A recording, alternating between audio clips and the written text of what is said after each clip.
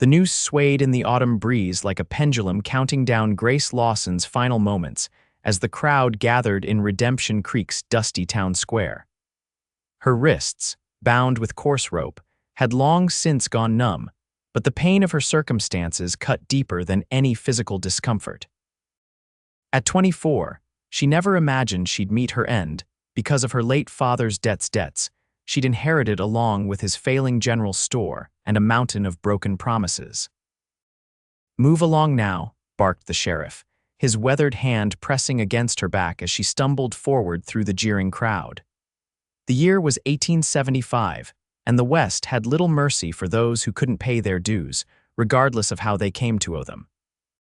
Grace kept her eyes fixed on the wooden platform ahead, refusing to meet the judgmental stares of townsfolk who'd smiled at her from across the store counter just months before.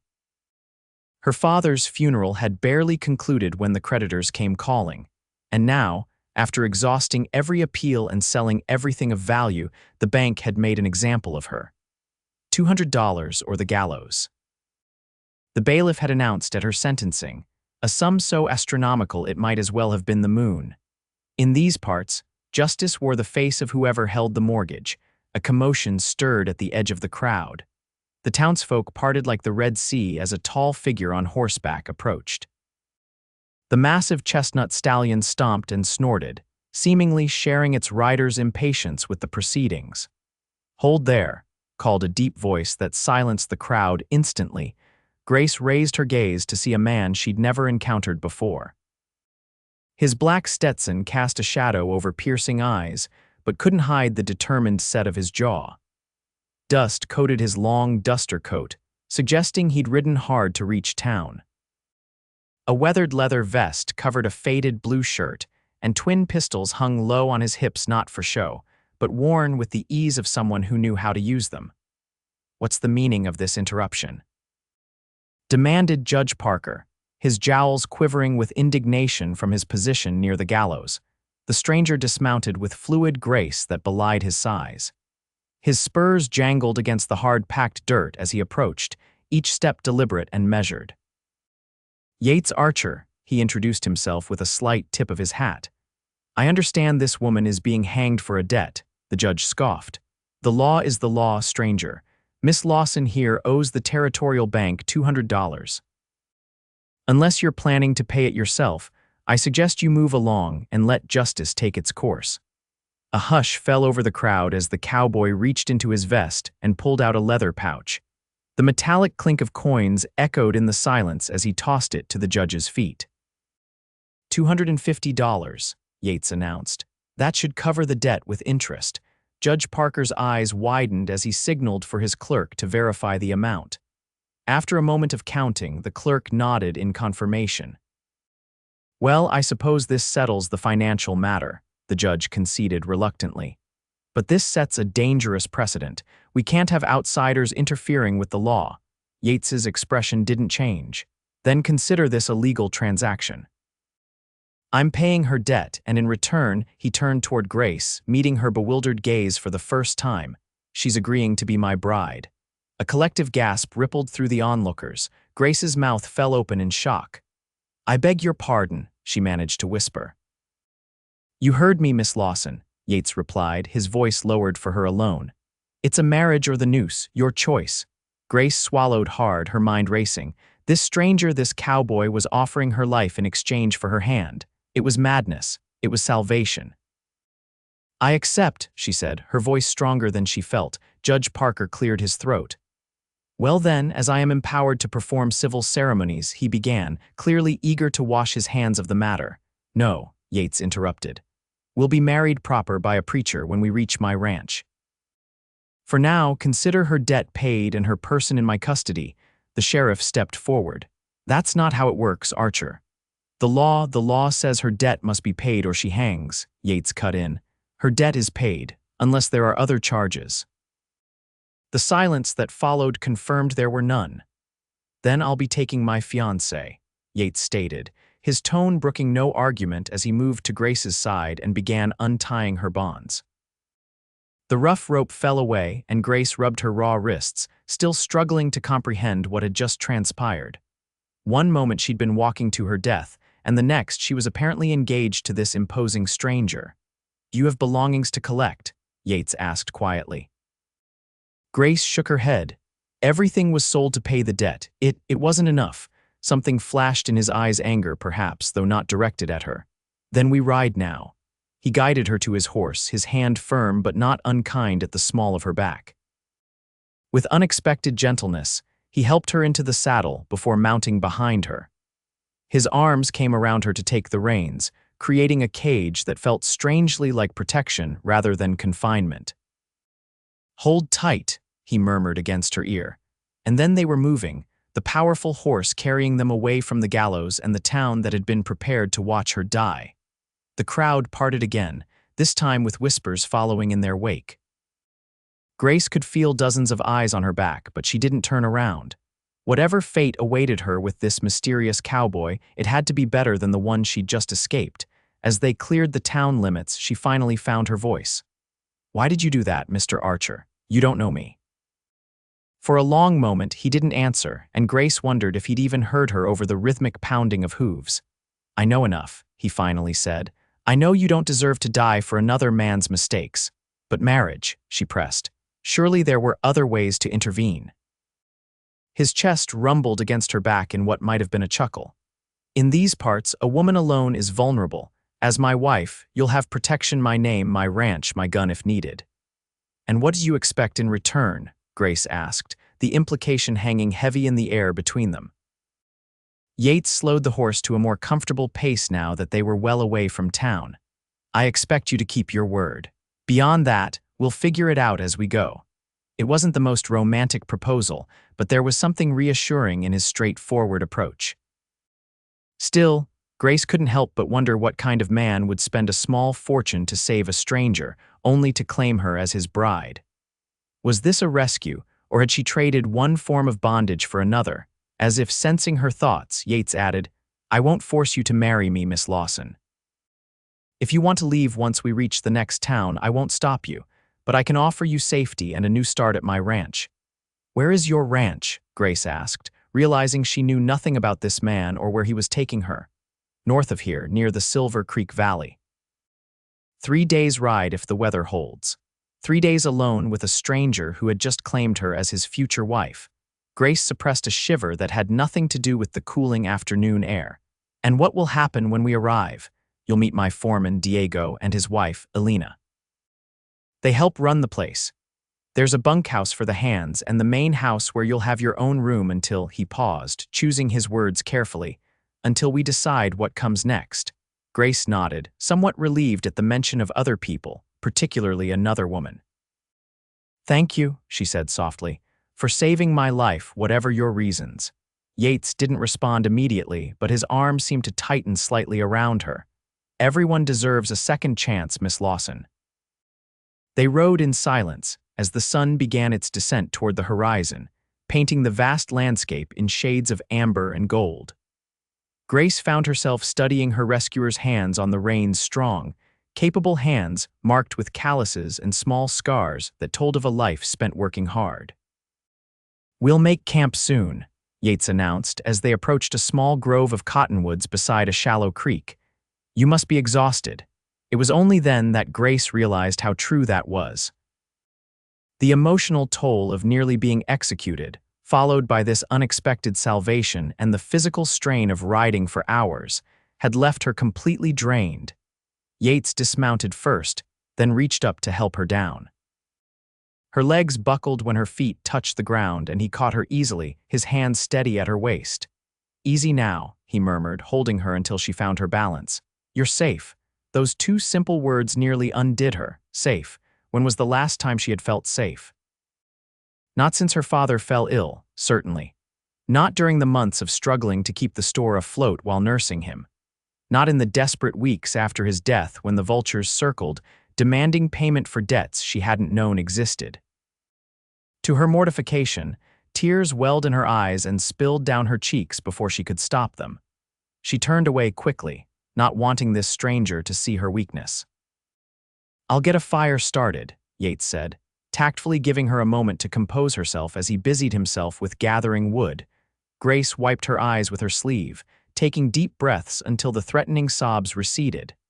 This was no time for breaking down. She needed to be strong, to think clearly about her situation and what it meant for her future. By the time Yates had a small fire crackling, Grace had regained her composure. She watched as he efficiently unpacked saddlebags, producing jerky, hardtack, and a canteen of water. "It's not much," he apologized, handing her a portion. "We'll reach a trading post tomorrow where we can get proper supplies." Grace accepted the simple meal gratefully. "It's more than I would have had in a pine box." Yates's head snapped up, his expression unreadable in the flickering firelight. "That's not something to joke about." "Who's joking?" Grace replied, meeting his gaze steadily. "I'm alive because of you, Mr. Archer. I won't forget that, whatever happens next." He nodded once, then returned to tending the fire. In the ensuing silence, Grace studied him more carefully. He was younger than she'd initially thought, perhaps 30 or so, with sun-bronzed skin and the beginning of crow's feet at the corners of his eyes. His dark hair curled slightly where it extended below his hat, and a day's worth of stubble shadowed his jaw. "Why were you in Redemption Creek today?" she asked, curiosity finally getting the better of her. Yates poked at the fire with a stick. "I had business with the bank. The same bank that was going to hang me," a muscle ticked in his jaw. "Yes, that's quite a coincidence." He looked up then, his eyes reflecting the flames. "Not entirely. I heard about your situation from the banker himself. He was boasting about making an example of you." Grace's blood ran cold. "You knew they were going to hang me. Before today, I heard rumors 2 days ago, rode hard to get there in time." He set down the stick and leaned forward. "I don't approve of hanging women for debt, Miss Lawson, especially when that debt belonged to someone else." So this was, what a charitable act. Something like hurt flashed across his features before his expression closed again. "Call it what you will." Grace immediately regretted her tone. "I'm sorry, that was ungrateful. I'm trying to understand why a stranger would do this." Yates sighed, removing his hat and running a hand through his hair. "My mother was in a similar situation once. After my father died, creditors came after her for debts she knew nothing about. No one stood up for her. What happened to her? She didn't hang," he said quietly, "but she might as well have. Ended up in a place no woman should be, doing things no woman should have to do just to survive and keep me fed." The pieces began to fall into place. "So when you heard about me, I couldn't let it happen again, not if I could stop it." He placed his hat beside him and met her gaze directly. "The marriage proposal was the fastest way to give you protection under the law. In these territories, a husband's name carries weight. And if I choose not to marry you when we reach your ranch, then I'll give you enough money to start fresh somewhere else. Your choice, your life." His expression softened slightly. "But I meant what I said about offering you a home. My ranch is prosperous, and I could use a partner to help run it. A business arrangement then, not the dramatic rescue born of passion that some foolish part of her had briefly imagined." Grace wasn't sure if she felt relieved or disappointed. "Thank you for your honesty," she said finally. "And for giving me a choice." Yates nodded, then stood and walked to his horse. He returned with a bedroll that he laid out near the fire. "You should get some rest. I'll take the first watch." "You don't need to stand guard," Grace protested. "Surely we're far enough from town." "It's not the townsfolk I'm concerned about," he replied, checking his pistol with practiced ease. "These hills have all manner of predators, both animal and human." Grace didn't argue further. She was too exhausted to do anything but sink onto the offered bedroll, surprised by its relative comfort after the hard wooden prison cot that had been her bed for the past week. "Good night, Mr. Archer," she murmured, already feeling sleep tugging at her consciousness. "Yates," he corrected gently. "If we're to be married, even in name only, you might as well use my given name." "Yates," she repeated, testing the feel of it on her tongue. "Then you must call me Grace." His expression softened into something that might have been a smile. "Sleep well, Grace." As she drifted off, the last thing she saw was his silhouette against the darkening sky, steady and watchful like a sentinel between her and the dangers of the wild. Grace woke to the scent of coffee brewing over a rekindled fire. For a disorienting moment, she thought she was back home, her father preparing their morning ritual before opening the store. Then the events of the previous day crashed over her, and she sat up with a gasp. "Easy," came Yates's voice from beside the fire. "You're safe." There was that word again. Safe. Grace took a deep breath and looked around. Dawn was just breaking, painting the eastern sky in delicate shades of pink and gold. Dew sparkled on the surrounding grass, and birds called to one another from the cottonwoods. "How long have I been asleep?" she asked, pushing back the blanket she didn't remember pulling over herself. "About 10 hours, Yates replied, pouring coffee into a tin cup. "You needed it." He handed her the cup, and Grace accepted gratefully, wrapping her fingers around its warmth. "Did you sleep at all?" "Enough." He gestured to where his horse was already saddled. "We should reach Mason's Crossing by midday. You can get some proper clothes and supplies there." Grace glanced down at her threadbare dress, conscious of how she must appear. The once blue fabric had faded to a nondescript gray, and the hem was frayed from months of wear without proper mending time. She'd been wearing it when they arrested her, and it was all she had left. "I have no money," she reminded him, cheeks heating with embarrassment. Yates waved away her concern. "Consider it part of our arrangement, our arrangement." Such a clinical term for what was supposed to be a marriage, yet Grace couldn't deny the practicality of it. In the territories, a woman alone had few options, none of them good. If Yates was offering her protection and autonomy, it was more than most would receive. They broke camp efficiently, and within half an hour were back on the trail. This time, Grace felt more comfortable in the saddle with Yates behind her, his solid presence a reassurance rather than a threat.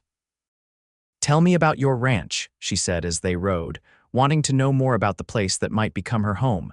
"It's called Whispering Pines," he began, and Grace could hear the pride in his voice. "Started with just 50 acres and a run-down cabin 10 years ago. Now it's over 500 acres with good grazing land, a creek running through the property, and a proper house I built myself." "You built it, with help," he acknowledged. "Diego's been with me from the start. Met him when we both worked a cattle drive-up from Texas. He knows horses better than anyone I've met. And his wife, Elena, Mexican woman, came north with her brother about 5 years back, smart as a whip and twice as sharp, keeps the books better than I ever could. They live in a small house on the property." "How many ranch hands do you employ?" "Depends on the season. Usually 5 or 6 year-round, more during roundup and branding. Good men, mostly. I don't tolerate troublemakers." Grace nodded, piecing together a mental image of this place that might become her future. "What about neighbors?" "Nearest ranch is about 5 miles east the Donovan place. They're good folks. Town's about an hour's ride south. Small but growing. Has a general store, saloon, doctor's office, and a church that doubles as a schoolhouse." "A church. And a preacher?" she asked, remembering his insistence on a proper wedding. Yates was quiet for a moment. "Pastor Williams comes through once a month. Good man, doesn't ask too many questions." "When is he due next?" 2 weeks, give or take. 2 weeks to decide whether to marry this man who had saved her life. 2 weeks to determine if she could build a future on the foundation of his charity and her gratitude. "And if I decide not to stay?" Grace asked carefully. His arms remained steady around her, neither tightening nor withdrawing. "Then I'll respect your decision. The stagecoach comes through town every Tuesday. I'd make sure you had enough money to start over somewhere else." The sincerity in his voice was unmistakable. This wasn't a man who would force her hand or renege on his word. "Thank you," she said simply. They rode in companionable silence for a while, the rhythm of the horse's gait and the vast openness of the landscape allowing Grace's mind to wander. For the first time since her father's death, she felt a tentative hope for the future. Mason's Crossing turned out to be little more than a wide spot in the trail with a trading post, a small livery, and a dozen scattered buildings. Still, after months in Redemption Creek's stifling confines, it felt like a breath of fresh air to Grace. Yates helped her dismount outside the trading post, his hands lingering at her waist just long enough to ensure she was steady. "Get whatever you need," he said, pressing a small pouch of coins into her hand. "I'll see to the horse and meet you inside." Grace hesitated, looking down at the money. "This is too much. You'll need clothes, toiletries, perhaps some personal items," he replied matter-of-factly. "Take your time." Inside the trading post, Grace was overwhelmed by the variety of goods after months of deprivation. The shopkeeper's wife, a plump woman with kind eyes named Mrs. Hollister, guided her toward the clothing section. "You look like you could use some looking after, dear," she said, taking in Grace's appearance with a sympathetic cluck of her tongue. "Your husband bringing you out to Homestead." Grace froze, unsure how to respond. We're headed to his ranch north of here."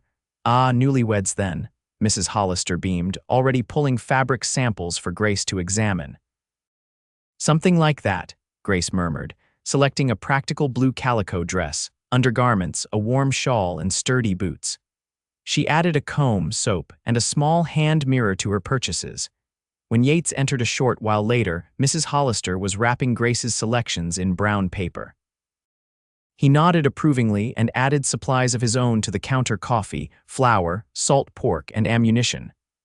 "Added a room at the back for travelers," Mr. Hollister mentioned as he tallied their purchases.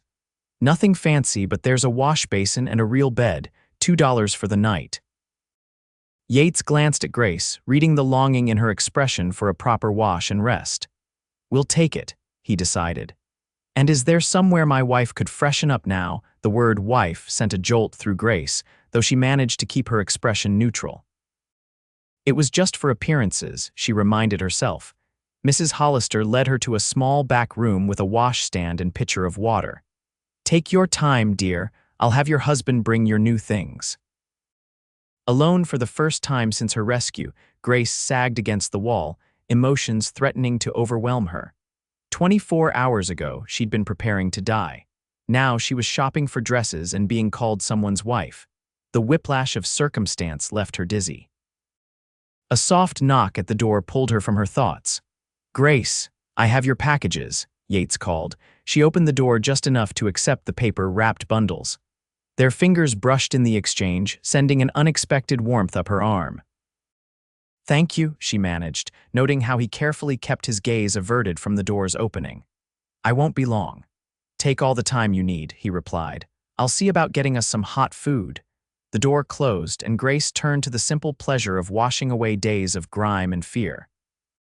The new dress fit well enough, the blue fabric bringing out the color in her eyes and complementing her chestnut hair, which she carefully combed and pinned up. The woman who stared back from the small mirror looked more alive than she had in months. When she emerged, Grace found Yates waiting at a small table tucked in the corner of the trading post. He stood as she approached, his eyes widening slightly before he schooled his expression. "You look."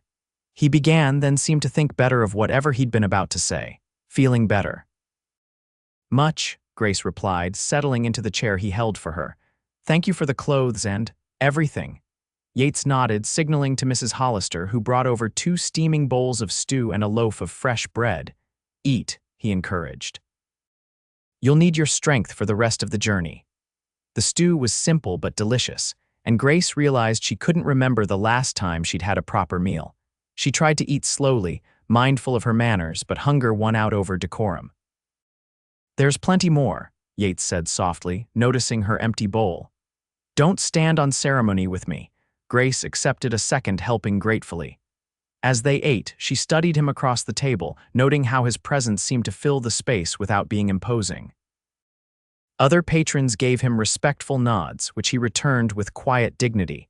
"How often do you make this journey?" she asked. "Every few months for supplies and to handle banking business," he replied. "Usually alone, though Diego sometimes comes along." "And this time you're returning with a wife," Grace observed, keeping her voice low. "That will cause talk." A ghost of a smile touched his lips. "People will always talk, Grace. What matters is what's true between us." The simple wisdom of his statement struck her. What was true between them? He had saved her life and offered her a future. She had accepted his protection and the possibility of becoming his wife. Beyond that, they were still strangers. "Tell me something about yourself," she requested suddenly. "Something I wouldn't know from looking at you." Yates considered this for a moment, his fork pausing midway to his mouth. "I like to read," he said finally. "Have a small library at the ranch, Shakespeare, Dickens, some poetry." The admission surprised her. "What's your favorite?" "The Tempest," he answered without hesitation. Something about starting over on a new shore speaks to me, Grace smiled, genuinely intrigued by this unexpected facet of the stoic cowboy. Mine is pride and prejudice. I've read my copy so many times the binding is falling apart. I don't have that one, Yates said, making a mental note. Perhaps we could add it to the collection. Such a simple word, yet it carried such weight. Grace felt a flutter in her chest at the casual way he included her in his future plans. After their meal, Mrs. Hollister showed them to the promised room, small but clean, with a narrow bed, washstand, and a window overlooking the dusty Main Street. An awkward silence fell as the door closed behind her. "I'll sleep on the floor," Yates said immediately, setting down their bags. "You take the bed." "That hardly seems fair after you've been riding for days," Grace protested. "I've slept on worse," he assured her, already unrolling his bedding near the door. "Get some rest. We have another long day tomorrow." Grace wanted to argue further, but could see from his determined expression that it would be futile. Instead, she turned her back to change into her new nightgown behind a makeshift screen created with her shawl. When she emerged, Yates had removed his boots and gun belt, but remained otherwise fully clothed, sitting on his bedroll with his back against the wall. "Good night, Yates," she said softly, slipping under the rough blanket. "Good night, Grace," he replied, his deep voice a comforting rumble in the small room. She fell asleep listening to his steady breathing, wondering what it would be like to have this man as a husband in more than just name. The next morning dawned clear and cool, perfect for traveling. They set out early after a breakfast of eggs and biscuits at the trading post, their supplies replenished, and Grace feeling more human in her clean clothes. Yates seemed more relaxed as well, offering occasional comments about landmarks they passed or stories about his ranch. Grace found herself laughing at his dry observations about the local wildlife and the antics of his ranch hands. "Diego tried to break that stallion 3 times before admitting defeat," he recounted, describing a particularly stubborn horse. "Named him Diablo after that. Now he's my best stud, but he still won't let anyone but me ride him." "You have a way with difficult cases, it seems," Grace observed. Yates glanced down at her, his expression thoughtful. "I believe most things and people deserve patience and a second chance to prove themselves." The words warmed her more than the autumn sun on her face. "Is that what I am to you? A difficult case?" His arms tightened slightly around her waist. "No, Grace, you're not a case at all. You're a woman who's faced harder times than most and survived with her dignity intact. That commands respect, not pity." They rode in silence after that, each contemplating the growing understanding between them. By midday, the landscape began to change, with rolling hills giving way to more rugged terrain dotted with pines. "We're entering the foothills now," Yates explained. "Another day's ride and we'll reach Silver Creek Valley, then it's just a few hours to the ranch." That night they camped beneath towering pines, the scent of resin thick in the air. Grace helped gather firewood while Yates prepared a simple meal of beans and salt pork. The domestic routine felt surprisingly natural, as if they'd been traveling together for years rather than days. After dinner, they sat by the fire, the night sounds of the forest creating a peaceful backdrop to their conversation. "Tell me about your life before," Yates said, poking at the embers with a stick. "If you don't mind talking about it." Grace drew her new shawl tighter around her shoulders. "There's not much to tell. My mother died when I was 12.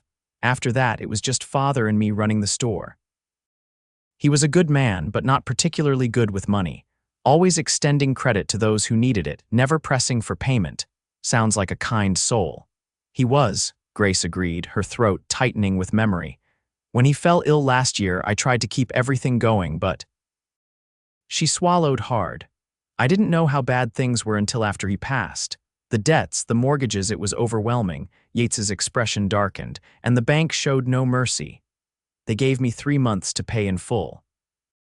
I sold everything we owned, worked day and night, but it wasn't enough. When they came to arrest me, I had exactly $8.43 to my name. And they were going to hang you for that," Yates said, his voice tight with controlled anger. "Damn them." "It was meant as a warning to others," Grace said quietly. "Make an example of the shopkeeper's daughter so no one else would dare fall behind on payments. Yates set down his stick and moved closer, hesitating before placing his hand over hers. What happened to you was wrong, Grace. On every level. The simple touch of his hand, warm and steady over hers, broke something inside her. Tears she'd been holding back for months suddenly spilled over, and once they started, she couldn't stop them. Without a word, Yates pulled her gently against his chest, one hand cradling the back of her head while the other rubbed soothing circles on her back. He didn't offer empty platitudes or tell her not to cry. He simply held her, a solid anchor in the storm of her grief.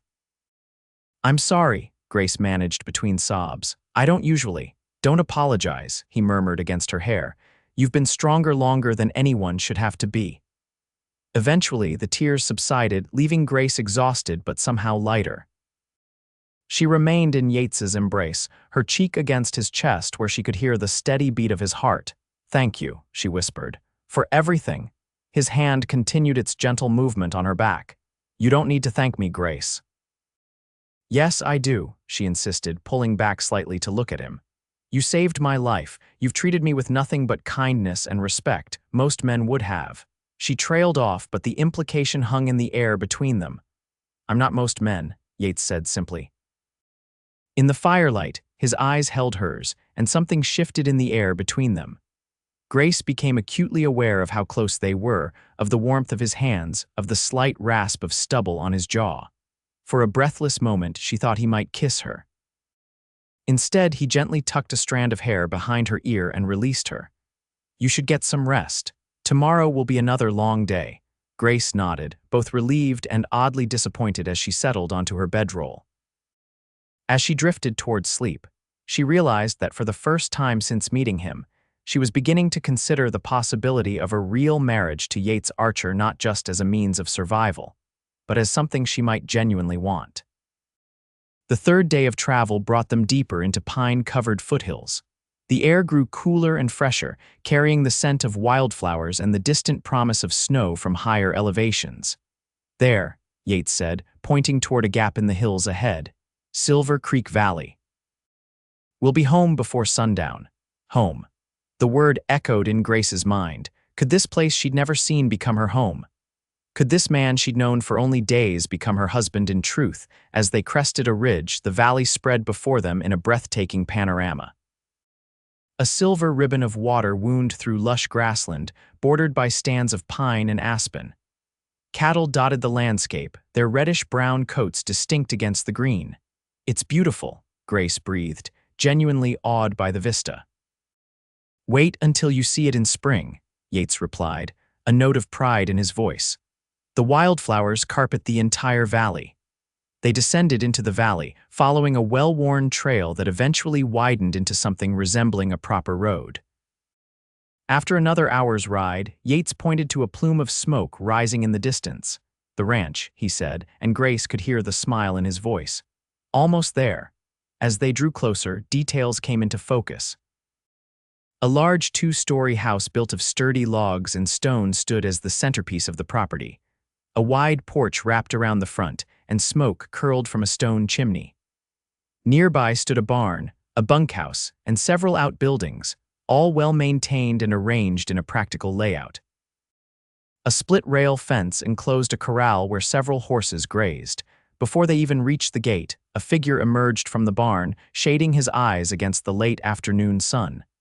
He shouted something in Spanish, then hurried toward them. "Diego," Yates explained, raising a hand in greeting. The man who approached was shorter than Yates but solidly built, with a weather-beaten face that broke into a wide grin as they drew near. "Jeef, you return early," Diego began, then stopped short when he noticed Grace. His eyebrows shot up in surprise. Yates dismounted first, then helped Grace down before clasping forearms with his foreman in greeting. "Diego, this is Grace Lawson. Grace, my foreman and friend, Diego Morales." Diego removed his hat, revealing salt and pepper hair. "Señorita Lawson, welcome to Whispering Pines." "Thank you," Grace replied, suddenly self-conscious under his curious gaze. "Diego, would you mind seeing to Diablo? We've had a long journey," Yates requested, smoothly deflecting the unasked questions in his foreman's eyes. "Of course, Chief." Diego took the reins, still glancing between them with undisguised interest. Elena is in the house. She will be very surprised. As Diego led the horse away, Yates turned to Grace. Ready to see your new home, potential home, he corrected quickly. Grace nodded, butterflies fluttering in her stomach as they approached the house. Before they reached the porch, the front door swung open, and a petite woman with a long dark braid appeared, wiping her hands on an apron. Yates. Diego said you had returned early. She stopped mid-sentence, dark eyes widening as she took in Grace. Elena, Yates greeted her warmly. This is Grace Lawson. Grace, this is Elena Morales, Diego's wife and the true manager of this ranch, regardless of what the ledgers say. Elena recovered quickly, her surprise transforming into a welcoming smile. Miss Lawson, what a pleasure. Please come in, you must be exhausted from your journey. The interior of the house was even more impressive than its exterior. The main floor consisted of a large open space with a stone fireplace, comfortable furnishings, and shelves lined with books. A dining table of polished oak stood near windows overlooking the valley, and a kitchen area occupied the rear of the house, fragrant with the scent of baking bread. Elena makes the best sourdough west of the Mississippi, Yates commented, hanging his hat on a peg by the door. You flatter me only because you want extra butter with dinner, Elena retorted good-naturedly. Miss Lawson, you must be in need of refreshment. Please sit, I'll bring tea. Grace sank gratefully into a chair by the fire, taking in her surroundings with growing appreciation. This was no rough frontier cabin but a true home, thoughtfully designed and comfortably appointed. The house has 4 bedrooms upstairs, Yates explained, gesturing toward a wooden staircase. Mine is at the end of the hall. You can have your pick of the others. Elena returned with a tray bearing a teapot and cups, along with slices of freshly baked bread and preserves. Now, she said, settling across from Grace, perhaps someone will explain why Yates has brought a lovely young woman home with him when he left to handle banking business. Yates sighed, exchanging a glance with Grace. It's a long story, Elena. I have time, Elena replied firmly, pouring tea for Grace. And I suspect Miss Lawson could use a woman's company after days on the trail with this one. For the first time since meeting him, Grace saw Yates look distinctly uncomfortable. It was strangely endearing. Perhaps you could show Grace to a room first, he suggested. Let her freshen up after the journey. Elena narrowed her eyes at him but nodded. Of course. Come, Miss Lawson, let me show you upstairs. Grace followed Elena up the wooden staircase to a hallway with several doors. Elena opened the first, revealing a spacious bedroom with a 4-poster bed, a chest of drawers and windows overlooking the valley. This was meant to be the lady of the house's room, Elena explained, a knowing gleam in her eye. It connects to the master bedroom through that door, though it can be locked from either side. Grace's cheeks heated at the implication. Elena, I should explain, no need, Querida, Elena interrupted gently. Whatever brought you here, whatever arrangement you have with Yates, it is not my place to judge. I only wish to make you comfortable. She moved to a large wardrobe in the corner and opened it, revealing several dresses and other garments. These belonged to Yates's mother. He keeps them, though I do not know why. Perhaps they will fit until we can make or order new ones for you. Grace's throat tightened with unexpected emotion. That's very kind, but I wouldn't want to presume nonsense. Elena waved away her protest. Now there is fresh water in the pitcher, towels in the chest, and I will bring up a bath for you after dinner. Rest, refresh yourself, and come down when you are ready. With that, she swept out, leaving Grace alone in the beautifully appointed room. Slowly, she approached the window, gazing out at the ranch and the mountains beyond. The setting sun cast a golden glow over everything, transforming the landscape into something from a painting. It was all so overwhelming, the beauty of this place, the kindness of these people, the unexpected turn her life had taken. 3 days ago, she'd been facing death. Now she stood in a bedroom that might become hers, in a house that might become her home, contemplating a future with a man who had saved her life, but remained in many ways a mystery. Grace splashed water on her face and smoothed her hair, aware that she was stalling. Eventually, she would have to go downstairs and face whatever came next. Taking a deep breath, she squared her shoulders and left the sanctuary of the bedroom. At the top of the stairs, she paused, hearing the low murmur of voices from below. Alina's tone was questioning, Yates's responses measured but firm. Grace couldn't make out the words, but the conversation stopped abruptly when she descended. Yates stood as she entered the main room, his expression unreadable. "Feeling better?" "Much, thank you," Grace replied, noticing that he'd changed into a clean shirt and his hair was damp, as if he'd also taken the opportunity to freshen up. Alina emerged from the kitchen, eyeing them both with a mixture of concern and speculation. "Dinner will be ready soon." "Diego has gone to inform the hands that the boss has returned. They will be curious, but they will not bother you tonight." "Thank you, Alina," Yates said. "We appreciate the privacy." When Alina retreated to the kitchen, Yates gestured for Grace to join him by the fire. "I've explained the situation to Alina," he said quietly. "She's discreet and won't spread gossip, but she needed to understand." "And what did you tell her?" Grace asked. "The truth." "That I rescued you from an unjust sentence, that I offered marriage as protection, and that you haven't yet decided whether to accept." He ran a hand through his still damp hair. "She thinks I'm crazy, of course, for saving me. For not giving you more time to know me before proposing," he clarified. Alina has strong opinions about proper courtship. Despite everything, Grace found herself smiling. "She seems to care about you a great deal. She and Diego are family," Yates said simply. "They've been with me through the worst and best times building this place." Grace nodded, understanding the depth of loyalty that implied. "The room is lovely," she said, changing the subject. "Thank you for offering your mother's dresses. That was thoughtful." Something flickered in Yates's eyes, pain, perhaps, or memory. "They should be worn, not hidden away in a wardrobe." Before Grace could respond, the front door opened, and Diego entered, stamping his boots on the porch before stepping inside. "The hands are all accounted for, Jeef," he reported.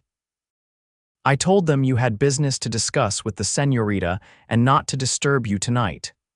"Thank you, Diego," Yates replied. "Join us for dinner."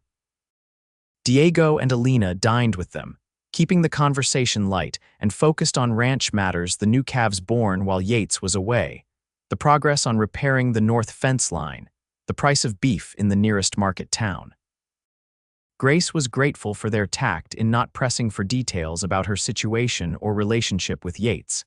After dinner, Diego and Alina excused themselves, heading to their own small house nearby. As their footsteps faded from the porch, a silence fell over the main room. "Would you like to see the rest of the house?" Yates offered, clearly trying to ease the sudden awkwardness between them. Grace nodded, and he gave her a brief tour of the study where he kept the ranch accounts, a small library that made her eyes widen with delight at the number of books, and a back porch that offered a view of the creek winding through the property. "It's a wonderful home," Grace said sincerely as they returned to the main room. "You've built something remarkable here." Yates gazed around the space, pride evident in his expression. "It's taken years, but yes, I'm proud of what we've accomplished." "We." Diego, Alina, the hands who have stayed loyal. A ranch isn't built by one man alone. His humility touched her. Here was a man who had clearly prospered through hard work and determination, yet he shared credit freely. "Yates," Grace began, gathering her courage. "I think we should discuss what happens next." He nodded, gesturing for her to sit in one of the chairs by the fire while he took the other. "Pastor Williams will be here in 12 days for his monthly service. That gives you time to decide." "And if I choose to marry you," Grace said carefully, "what would you expect from me?" "As your wife," Yates considered this, his expression thoughtful. "I would expect you to be a partner in running this ranch. Your help with the accounts, the household, decisions about the future. Beyond that." He paused, choosing his words with care. "I would hope for companionship, honest conversation, mutual respect. And children?" Grace asked, her voice barely above a whisper. A flush crept up his neck. "I would like children, yes, but only if and when you were ready for that step." His answer reassured her. This was not a man who would demand his marital rights without consideration for her feelings. "I appreciate your honesty," Grace said, "and I want to be equally honest with you. I'm drawn to you, Yates. You saved my life, yes, but it's more than gratitude I feel." His eyes darkened at her words, and he leaned forward slightly. "Grace, please let me finish," she interrupted gently. "I'm attracted to your kindness, your integrity, your quiet strength. In another situation, I might have been courted by you properly, and I believe I would have welcomed it. But this is not that situation." "No," he agreed softly, "it isn't." "So I propose a compromise," Grace continued. "I'll stay here for the next 12 days. We'll get to know each other better as potential partners, not as rescuer and rescued. At the end of that time, if we both feel this could work, we'll marry when Pastor Williams arrives." Yates nodded slowly. "And if either of us has doubts, then you fulfill your promise to help me start elsewhere and we part as friends." Grace held his gaze steadily. "Does that seem fair?" A smile, a real one that reached his eyes and transformed his serious face, spread across Yates's features. "More than fair. It seems perfect." The tension between them eased, replaced by a new understanding. They talked late into the night, sharing stories of their pasts, hopes for the future, favorite books, and childhood memories. When Grace finally retired to her room, she felt as though she'd known Yates Archer for years rather than days. The next morning, Grace woke to sunlight streaming through her window and the distant sounds of ranch life already in progress. After dressing in one of Mrs. Archer's simpler day dresses, which fit reasonably well with minor adjustments, she made her way downstairs to find Alina in the kitchen. "Ah, good morning," Alina greeted her warmly. "I hope you slept well, better than I have in months," Grace admitted, accepting the cup of coffee Alina offered. "Where is Yates?" He rose before dawn to check the herd with Diego. "He said to tell you he would return for the midday meal and show you more of the ranch then." Alina gave her an appraising look. "Margaret's dress suits you. She was a beautiful woman, Yates's mother." Grace smoothed the blue cotton fabric self-consciously. "I feel strange wearing her clothes." "They should be worn, not left to gather dust," Alina said firmly, echoing Yates's sentiment from the night before. "Now, would you like to help me with the bread? I could use another pair of hands and it would give us a chance to talk." Grace spent a pleasant morning in Alina's company, learning the rhythm of the household and hearing stories about the ranch's early days. Alina proved to be an invaluable source of information about Yates' habits, his principles, his occasional stubborn streaks. "He worked himself to exhaustion that first winter," Alina recalled as they punched down the rising dough. "The snow was deep, wolves were taking calves, and supplies were running low. Diego and I thought he would collapse, but he refused to give up. That is the kind of man he is, determined, sometimes to a fault." "You care for him a great deal," Grace observed. Alina's expression softened. "He is like a son to me. Diego and I never had children of our own. When we met Yates, he was young, full of dreams, but carrying such sadness. His mother had died the year before, and he was alone in the world. He mentioned his mother was in a difficult situation after his father died," Grace said carefully. Alina's hands stilled on the dough. "Yes, it is not my story to tell, but she made great sacrifices for him." "When Yates found you in that situation," she shook her head, "it would have torn open old wounds." Grace nodded, understanding better now why Yates had been so determined to save her from the gallows. It wasn't just charity or principle, it was deeply personal. True to his word, Yates returned at midday, his face windburned from the morning's ride but his eyes bright with purpose. "Ready to see the rest of the place?" he asked after greeting her. Grace nodded eagerly, and soon they were mounted on 2 horses, Yates on Diablo, and Grace on a gentle mare named Poppy, riding through the sprawling ranch property. Yates proved to be a knowledgeable and enthusiastic guide, pointing out landmarks, explaining his plans for expansion, and introducing her to the ranch hands they encountered. The men tipped their hats respectfully, their curious glances tempered by obvious loyalty to their employer. "This is my favorite spot on the property," Yates said as they reached a rise overlooking a bend in the creek where aspens created a golden canopy. "I come here to think sometimes." Grace could see why he treasured it.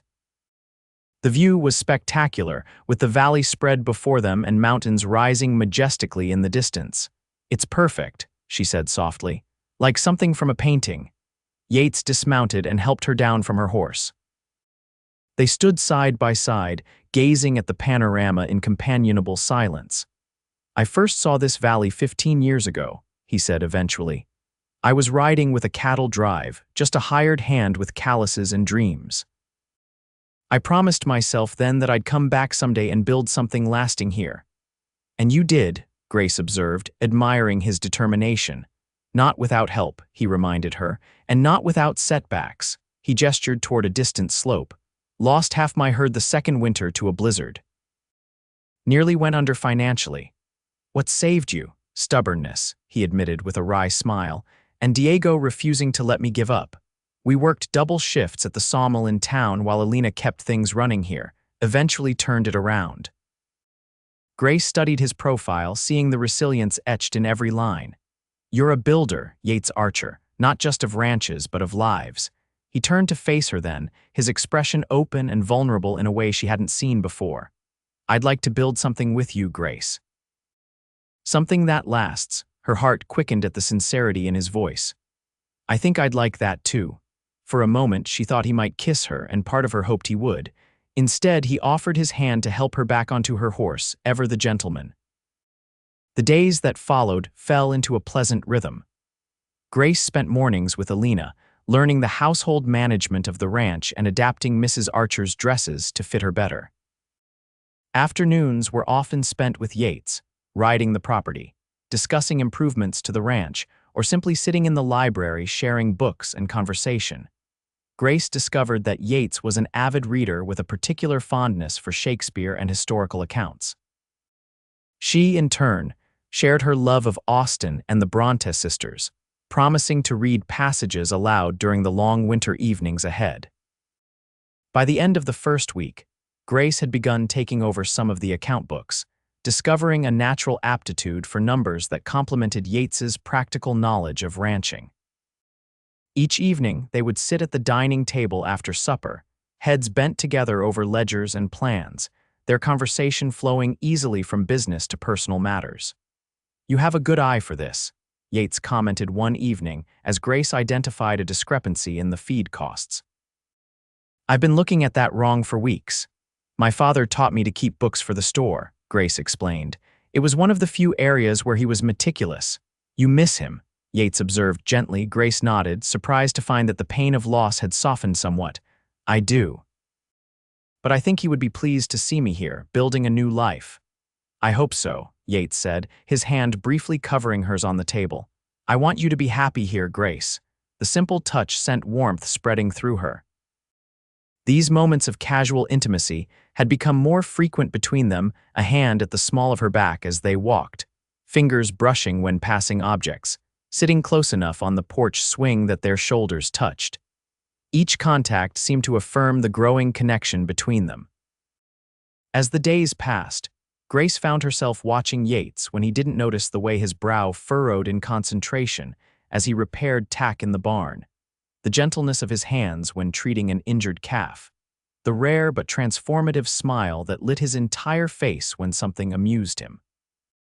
She was falling in love with him, Grace realized one afternoon as she watched him from the porch, deep in conversation with Diego about rotating the grazing fields. Not with the desperate gratitude of a rescued woman, but with the steady appreciation of someone seeing a good man in his element, building a life worth sharing. The question that remained was whether Yates felt the same, or if his offer of marriage remained one primarily of protection and practicality. The answer came unexpectedly on the 10th day of her stay at Whispering Pines. Grace had ridden alone to Yates's favorite spot by the creek, a liberty he had encouraged as she grew more comfortable on the property. She sat beneath the aspens, a book open in her lap but her gaze on the distant mountains, when she heard the approach of hooves. Yates appeared on Diablo, looking momentarily surprised to find her there before dismounting with his usual fluid grace. "I didn't mean to disturb your solitude," he said, securing his horse's reins to a nearby branch. "You're not," Grace assured him, closing her book. "I was just thinking." He settled beside her on the grassy bank, maintaining a respectful distance. "The future," she admitted. "Pastor Williams arrives in 2 days." Yates nodded, picking up a small stone and turning it over in his fingers. "Have you made your decision?" Grace studied him, noting the tension in his shoulders and the careful neutrality of his expression. This proud, capable man was nervous, she realized with a rush of affection. "I have," she said softly. "I want to stay, Yates. I want to marry you."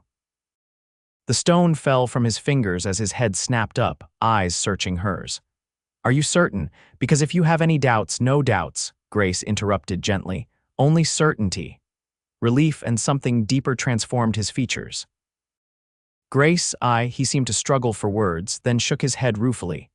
"I'm not good at this." "At what?" "Expressing what I feel." He turned fully toward her, taking her hands in his. "These past days with you have been the happiest I can remember. You fit here not just on the ranch, but in my life. The way you work with Alina, how you've improved the accounts, your patience with teaching Miller's boy to read when he brought the mail. You belong here."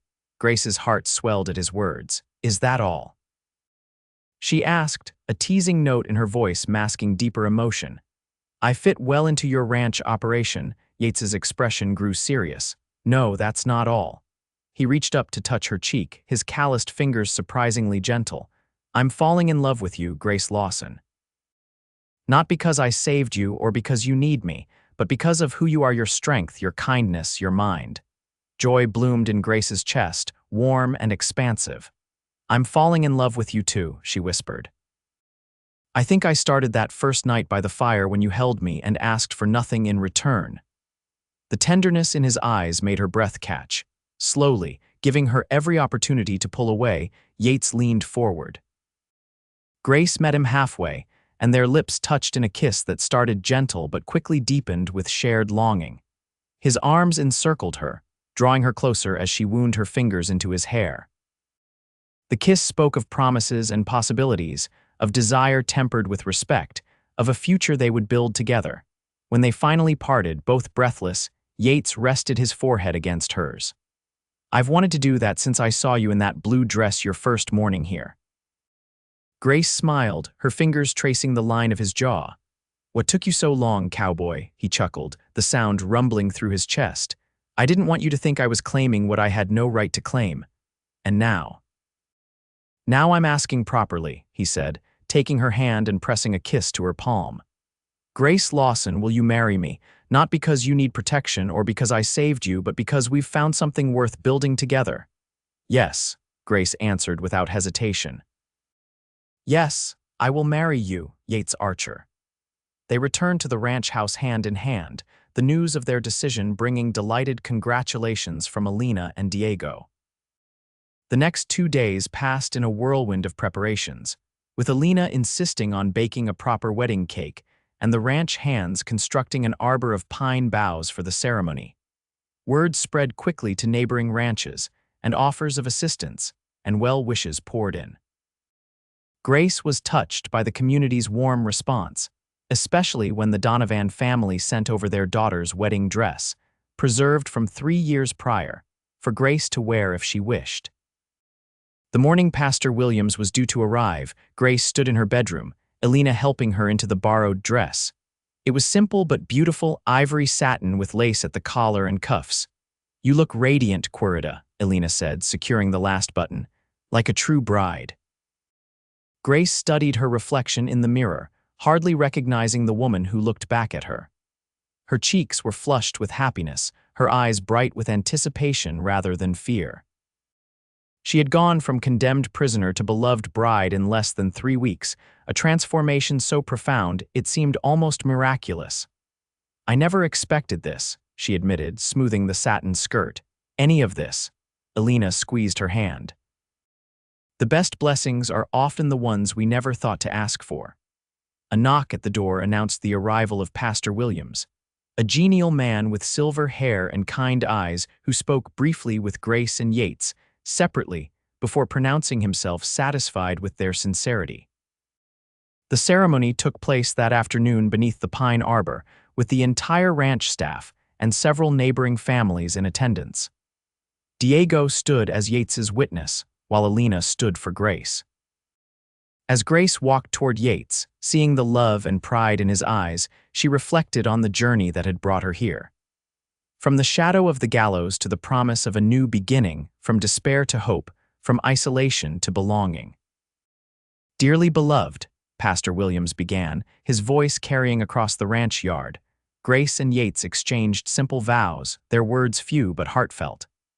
When Yates slipped a ring onto her finger, his mother's, he explained in a whisper. Grace felt tears of joy welling in her eyes. "I now pronounce you husband and wife," Pastor Williams declared. "What God has joined together, let no one put asunder." Yates drew Grace into his arms, kissing her with a tenderness that made the assembled guests burst into approving applause. As they turned to face their new community as husband and wife, Grace couldn't help but think of how close she had come to never experiencing this moment. The celebration continued well into the evening, with music from Diego's guitar, dancing on the packed earth of the yard, and enough food to feed twice their number. As darkness fell, lanterns were lit, casting a golden glow over the festivities. "Happy, Mrs. Archer?" Yates asked as they swayed together to a slow melody. "Happier than I ever imagined possible," Grace replied truthfully, resting her head against his chest.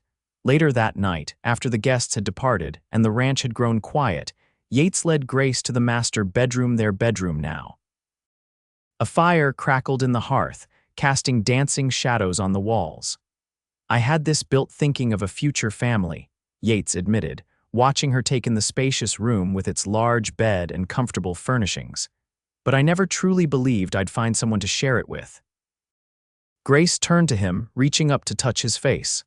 "And now," he captured her hand, pressing a kiss to her palm, "now I can't imagine anyone but you here with me." Their coming together that night was both tender and passionate, a physical expression of the love that had grown between them against all odds. Afterward, as Grace lay in Yates's arms, listening to the steady beat of his heart, she felt a profound sense of homecoming.